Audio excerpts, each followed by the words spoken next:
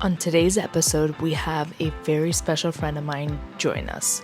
Carlos is an amazing human being with a great heart filled with so much love, wisdom, and kindness. He thrives at everything he does, whether it be coaching his clients, writing mysterious and mischievous things on his blog, with purpose and wisdom, of course, or managing his clients' social media accounts with ease and precision. He's a jack of all trades, and it is truly an honor to have him on the pod today. Carlos, thank you so much for coming on to sip on some wine and talk life with me. Continue shining your light, as I know you're changing people's lives for the better while gracefully maneuvering your own battles as a human. You ready?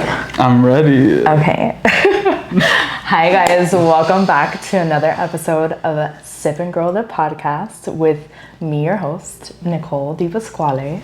Today, I have a special guest, none other than Carlos de la Playa. I call him Mischievous King.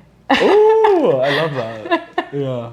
Do you want to introduce yourself to the people and kind of tell them your background, and we'll go from there, and I'll start opening the wine so that we can start drinking. Let's do it. Okay. What is up, friends from the Sip and Grow podcast? I'm honored here today to hang out, jam, collab with my girl, Nicole. My name is Carlos, as she said. My background, I guess this is the part where people like talk about like what they do. So I'm also a content creator, a blogger, a podcaster. I'm a life coach, and I'm really fascinated with supporting people and feeling at home in their own bodies. He does all the things. Yeah, you know. I also do a lot of like helping people with self-acceptance and learning how to really like look in the mirror and be like, damn, I love like being me as a gift, and to actually feel that in their nervous systems. And I help people a lot with like self-expression and what I call living your personal mythology, like, and activating like your main quest of life, which is different for everybody. Like, I'm obsessed with this shit. Like, it's, you know, and I'm continuing to build that, and that's like my main passion, and yeah. I love it. I love it. And actually, so I'm going to tell them how we met. We actually met through a part-time job opportunity. Mm-hmm. And I would say we instantly connected. Yeah. I just feel like every time I talk to Carlos, it's like home for me. It's very refreshing, and I feel like I leave at least more peaceful and like, all right, fuck it, I'm ready to take on the world. That's such an honor. Like when someone says that after they engage with me, they feel peace. You know, and I understand that I'm not meant to do that for everyone, but just what a beautiful compliment. And I feel the same, girl. Like I see you and we just immediately like crack jokes, and then wisdom, and crack jokes, and then look hot, and then crack jokes, and then like, so I'm excited. Literally, we go from like cracking jokes to like super serious convo, and then people are like, whoa, and then back to the jokes. Yeah, literally. So today's wine, I'm excited because it's a cabernet-malbec blend from my favorite place in the world. The way that pop just sounded, I hope you can hear it with the mics. I think so. I hope they did, because it was like on cue. That was not planned. Like, that was not so planned. good. So it's from Argentina, Mendoza. Literally. You know how I feel about Argentinian men. Bro, when he found out I was Argentinian, he was like, do you drink mate? I brought it to work one day. And at that point, I proposed to her. That was the turning point. Yeah. And then we got married. Surprise. No, I'm just kidding. I'm just kidding. So this is actually a famous producer in Argentina called Rutini. They're a huge family. There's another family there called Zucardi that's like their competitors. But they're both my favorite, and this is a Cabernet-Malbec blend. So I hope you like it. I feel excited. Like this is a very versatile wine for people to like enjoy because it goes down smooth. So yeah, let me know what you think. I'm so excited. Chugs. No, I'm kidding. Chugs the wine. Nicole would shoot me if I did that. No, I would encourage it, but at the same time be like, we're on the podcast. Let's like sip on it. Sip and grow, you know? Sip and grow. Okay, cheers. Cheers. It smells really good.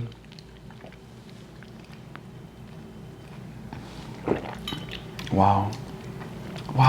Doesn't it taste like luxury? It really, that's such a good way to describe it. It's like earthy luxury. Yeah.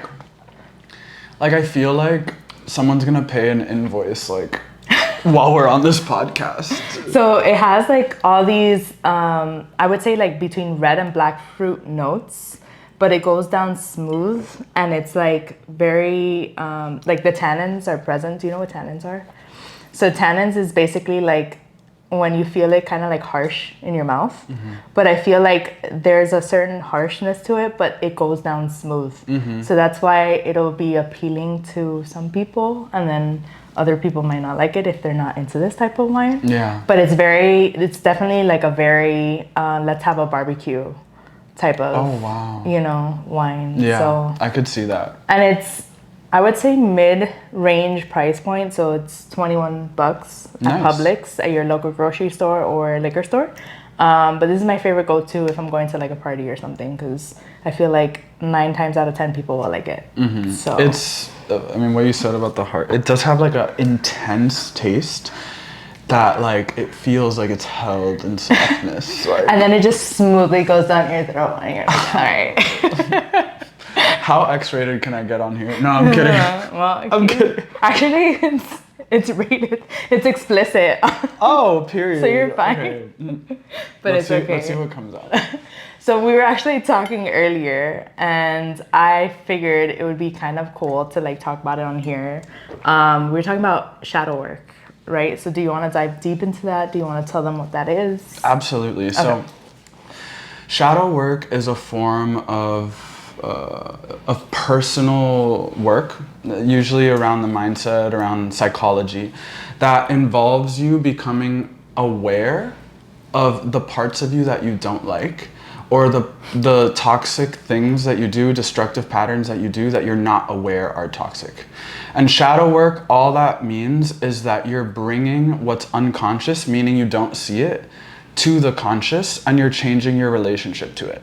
So shadow work, I really believe, is the foundation to psychological work and to healing the mind, the body, and the spirit, because it involves you, like, you know, a metaphor that my mentor, her name's KJ Sassy Pants, shout out to her, taught me that, you know, there's parts of us, like, you can imagine that you're like a house.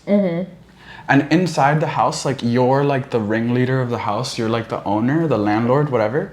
And inside the house, inside the house lives like all these different parts of you. You can think of that movie, I think it's called Inside Out, the Pixar one. Oh, I love that right? movie. Where it's like, yeah, you have joy, you have anger, you have bitterness, anxiety, you have shame, you have like all these different parts of you. And what happens is because of societal conditioning and because of just our interpretation of the world as we grow up as children, we learn that certain parts of ourselves are bad. So we shove those parts of ourselves into the basement and just pretend they don't exist. Oh. And what happens is those parts are still alive and they're pissed. They're really pissed. And you're shoving them in the basement and they're alive, and what happens is they distort into this like giant tentacle monster, and the tentacles come out of the window of the basement and it starts to affect all areas of your life in a really destructive way. So shadow work is about opening the door to the basement, inviting that monster to have a seat at the table, looking at the monster and being like, hey, I'm sorry. I shouldn't have done that. Like, can you forgive me for rejecting you? Until they start to trust you. And then they turn from monster to sad child. And then sad child is like, just wants you to hold them. And then you hold them and suddenly that shadow becomes a superpower, right? I really firmly believe that like our greatest gifts are behind our shadows. I mean, I feel like that's the first step of many to like healing yourself so that you can live a peaceful, happy life. Because I feel like if that's never addressed, then you're always going to run into situations in your life that are going to kind of expose that. And it's up to you. You're like, yeah. And it's up to you to like really think about it and be like, okay, what is this experience trying to show me about myself? Because like that's how, at least for me, I take every experience like that. Like, okay, this happened for me. So what is it trying to show me? Because literally everything I feel, everything that happens to you is there for a specific reason, whether it's good or bad. it's positive in a way because it's going to help aid you in your growth, unless you just avoid it and then you're just like, all right, whatever, there's nothing there, and then it's just going to keep on reappearing in your life.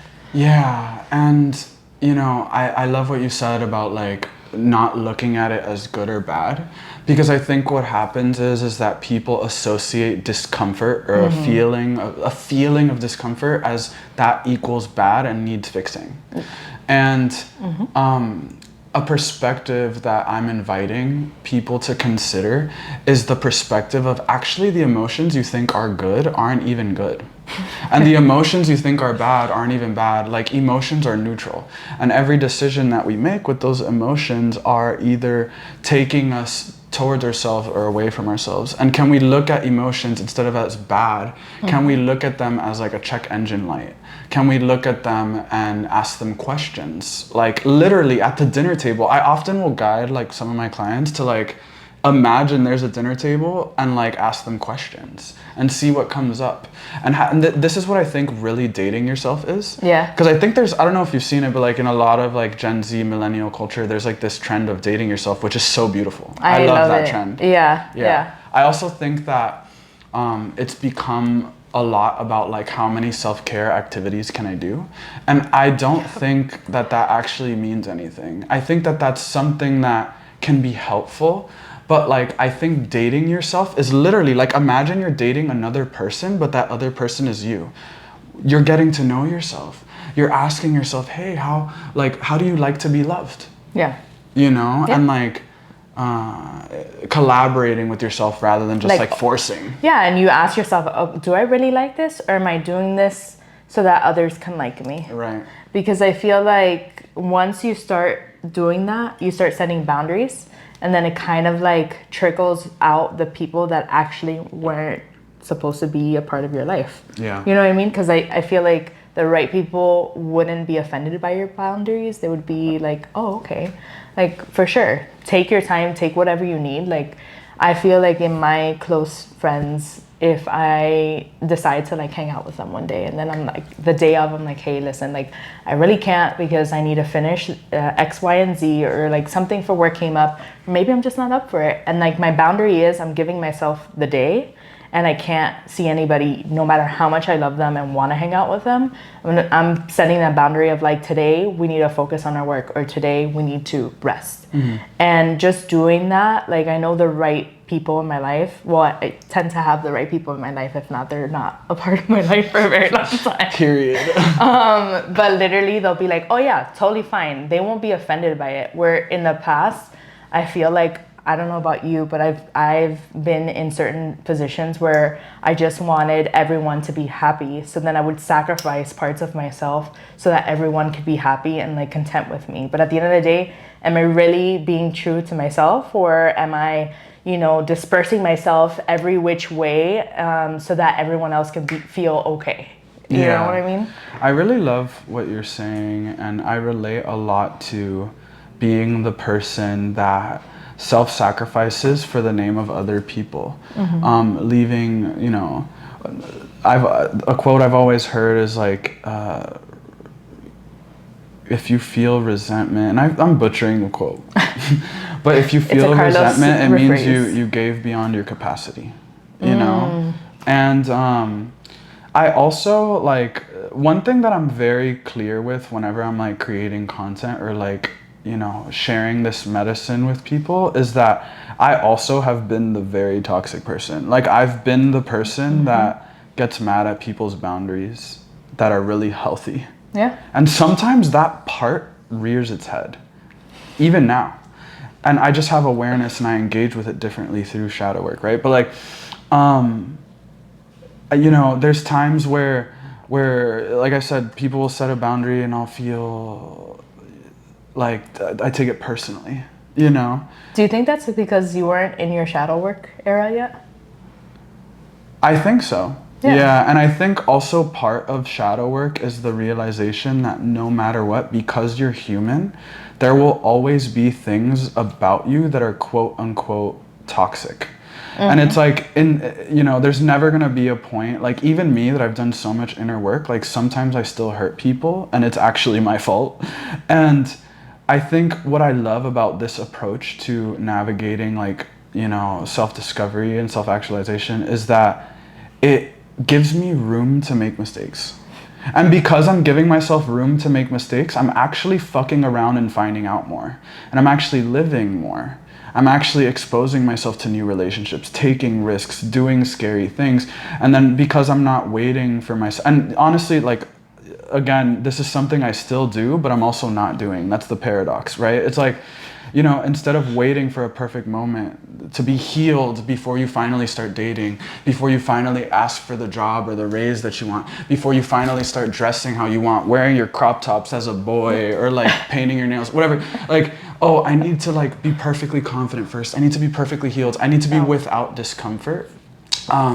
Like, I think this perspective, this way of seeing myself has really supported me in like, okay, you know what? I feel terrified. Like, I'm gonna go on this date with this guy and I feel afraid that when he sees my crop top, he's gonna be turned off. Like, but I'm gonna wear it anyways, even though I feel scared and my heart's pounding faster. Like, and I'd rather live like that than like sit around trying to be perfect before I actually live, because that's just not how life works. Of course. You know? I mean, it's the human experience, right? So like, you're never going to be perfect. Yeah. And one thing that I was talking about with my friend Dakota, which she worded it perfectly, is like, you're never going to be fully healed.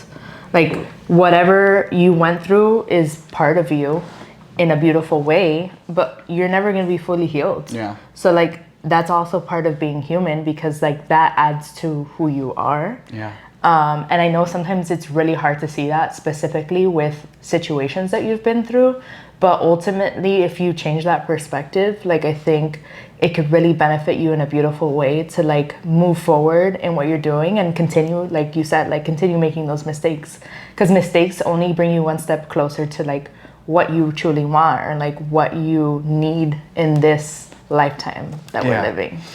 Yeah, you know, and I think, you know, I was born and raised in America, in Miami particularly, that also has a lot of Latin culture influences, and I'm a Hispanic gay man. Like, I'm very familiar with shame as a motivator. Like, me and shame, we go way back. You guys we go way back, okay? And like, I think our culture is just so designed to like teach us subconsciously to crack a whip over ourselves when things don't go right. And what happens is when we do that to ourselves enough times, we're in this chronic state of fight, flight, freeze. And when you're in fight, flight, freeze, blood literally flows out of the prefrontal cortex of the brain and into your arms and legs, because your body thinks it's running away from danger. Oh, wow. And so literally, your prefrontal cortex is your creative mind and your problem-solving mind. It's where you also get your biggest ideas. Like, that's the part of the brain that turns on. So imagine there's no fucking blood flow there because you're chronically in fight or flight, because you're chronically cracking a whip over yourself. You know, every action you take in life becomes a survival-based action, you know? And how we start to heal that is to learn to support our bodies in feeling safe to take more risks and building our capacity. And how, you know, let me ask you this, Nicole. Ask me. Which do you think is gonna help you take up more space?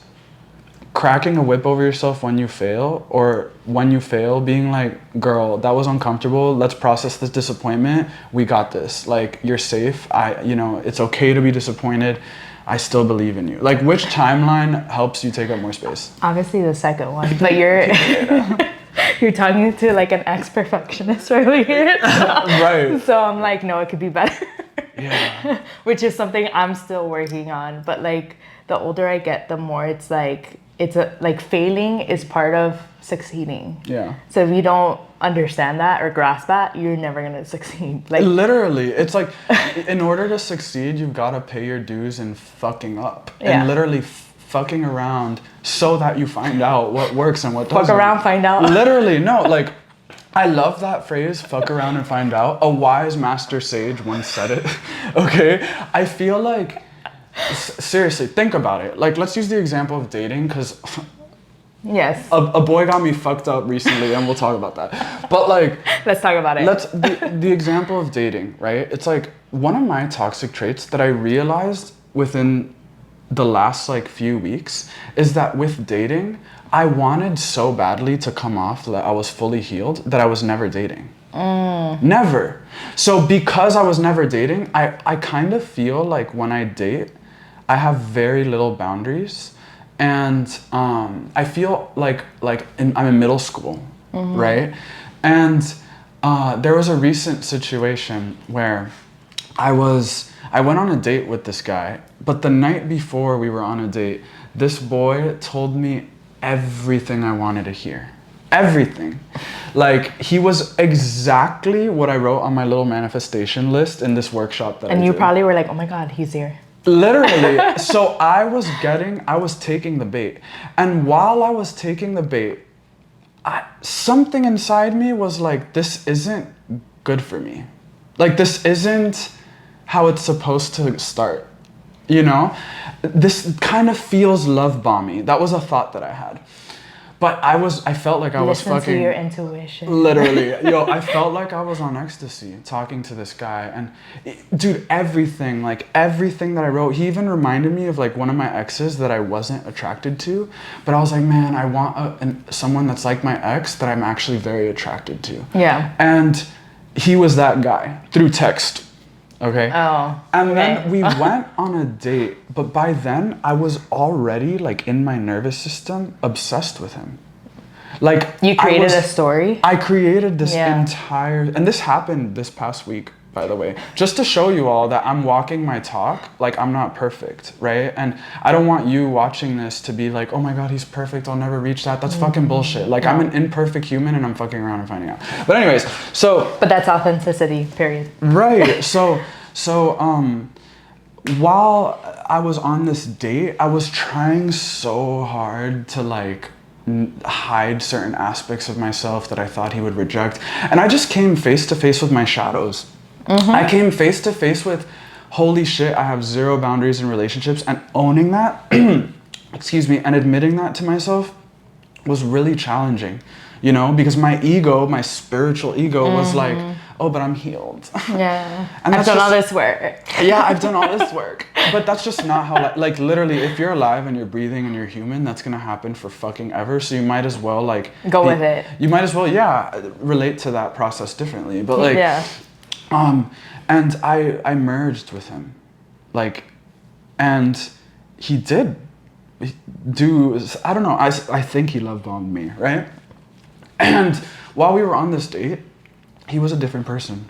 Interesting. I need water, give me a sip.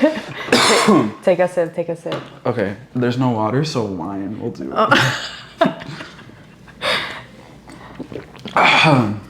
And while we were on the date, like, I mean, when he was talking to me, he was like, oh, I protect what's mine. I'm gonna make you mine. You know, literally, but I didn't know because I hadn't dated. I protect what's mine? Like, calm down, we just met. Yeah, but honestly, I took the fucking bait because he was everything on my list, right? Everything. Okay, but like, let's dive deeper. So like, I feel like when you date, like anybody dates, it exposes, especially in the beginning, what you need to work on before getting into whatever you're trying to get into. So that's exactly what I came to terms with. And, you know, I had this experience where, I mean, I was literally at work, and I still work at this part-time job where me and Nicole met. And I was at work, and I felt like I was going crazy because I would wake up and I would think about him.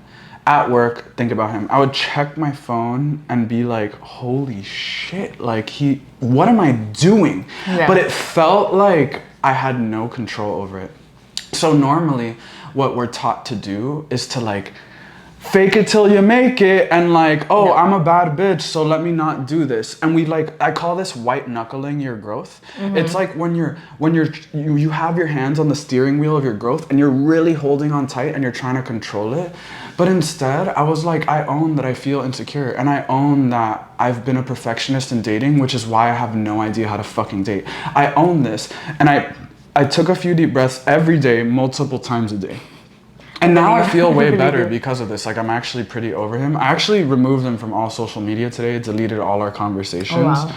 And I feel of course there's still a little twinge of the venom in my heart, but like I got to that place authentically because I said I own that I'm insecure right now and I'm not gonna fix it, I'm not gonna change it. And I looked at insecurity, metaphorically speaking, and I looked at myself in my own eyes, in my mind's eye, like eyes closed, and I visualized myself being like, insecurity, you belong. Even as you are, I love you, I'm devoted to you. And I gave insecurity kisses on the forehead. He hugged the monster. Bro, I literally fucked my shadow, okay? Dead ass, I'm not even kidding. Explicit. Period. And what started to happen was that part of me started to slowly remember who I was. Oh. And it was just so natural. And today while I was journaling, I journaled the last bit of disappointment and pain, and I was like, and I felt him wanting to make a change, and that change was to just remove him from everything. And I did that. I feel like you did that. But I feel like he was positive for you because that's a turning point, right? Mm-hmm. It's a turning point to understand and realize what you needed to work on, and then you literally attacked it head on. Yeah. Did what you had to do, and I think that's a growth checkpoint in my book. So, yeah, and because of that, so this is what I mean by fucking around and finding out before you're healed. I fucked around, unhealed, and I found out there was this part of me that needed to come back home to myself.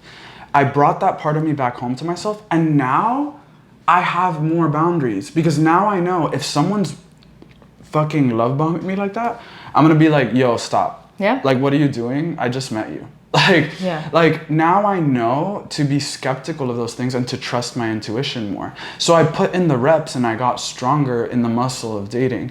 And this is with all of life. I think so many people are stuck in the fucking research phase because they don't want to admit that they just suck at like what they're doing. Like if you've never dated before, you're gonna suck at dating. But it's okay to like exactly. Okay to suck. And that's the whole point I'm trying to get at here is like can you let yourself suck and still shower yourself with approval? Because if you can do that, then you're gonna actually fucking live. You're gonna live heroically. This is what I call like living your personal mythology. Yeah. Your main quest starts to reveal itself to you and you're like, fuck, I know what I want, I know my desires, I'm gonna do it. You know, and but I also feel like in the sucking part of it, you'll probably find your perfect match. Yeah. Because like literally whatever, I feel like in this lifetime, the person that's like gonna be with you is gonna like all of you, like the ugly and the beautiful, because that's you, and there's no escaping any part of that. So like even if you're at your suckiest dating point, like the other person's gonna fucking love it. He's gonna be like, yeah. That's another thing that I remembered and really learned throughout this experience too, is that if it really was my person, and I don't believe that there's such thing as one soulmate, right? But like, no. And if you believe that, please ignore everything I said. Like, I'm not here to be your guru. You know what I'm saying? I really believe that if he was like one of my soulmates or whatever, like one of my person, that he would meet my insecurity with devotion. Mm-hmm. He would look at my insecurity and be like, oh, like, come here, my little insecure prince. You know what I mean? But like, to take that to like the other perspective, I think the right person's gonna challenge you in a way you've never been challenged before, to the point where you're like, what the fuck is happening? Yeah. You know, but like in a positive way, because you're gonna it's gonna reveal what you need to work on in the moment, and then you're like, oh shit, like I fucked around, I found out, and now we're here. What do we do? Yeah. You know? Yeah, like can they meet your shadow with love while also not agreeing with your shadow? I think that's, but in order to, I'm starting to realize, and who am I, right? Like, I'm not even with a partner, but like, who am I to say this? Like, I'm a fucking hypocrite. But like, if you, here's the thing, you can't attract someone that meets you with that level of self-love and self-devotion. Like when you're insecure, they hold space for you and they challenge you. Like, if you don't do that for yourself. Yep. And I think so many of us are running around depending on people to do that for us. And that's what codependence is. Codependence is when you need someone to help you feel like you're worthy of love. And they need to constantly validate you. But that's the thing is, if you need someone else to do it, then anytime they're not around, you're suddenly not worthy of love again. And it's a vicious fucking cycle that never ends until you learn to look at that unworthiness and say, I claim you, babe. Like, yeah. Like, I think that's the key to having a like positive, healthy relationship with someone else. You have to have it with yourself. Hey guys, it's Nicole here. So my camera decided to stop filming at 30 minutes because supposedly there's a setting on my mirrorless camera that only allows you to film in 30-minute intervals, and I did not know this. So this is a learning process. We're sipping and growing together. Anyways, the rest of the episode did not finish recording, but I'm taking this as a sign to just bring Carlos back on another time so that we can finish the episode. Regardless, I hope you guys have enjoyed this episode as much as I enjoyed filming it with Carlos, and I hope that you guys get to try the wine and let me know what you think. It's a Rutini-Malbec Cabernet blend. Once again, I hope to see you guys on the next one, and if you have any comments or reviews that you want to leave for me, that would be great. But I appreciate you, I love you, and see you on the next episode.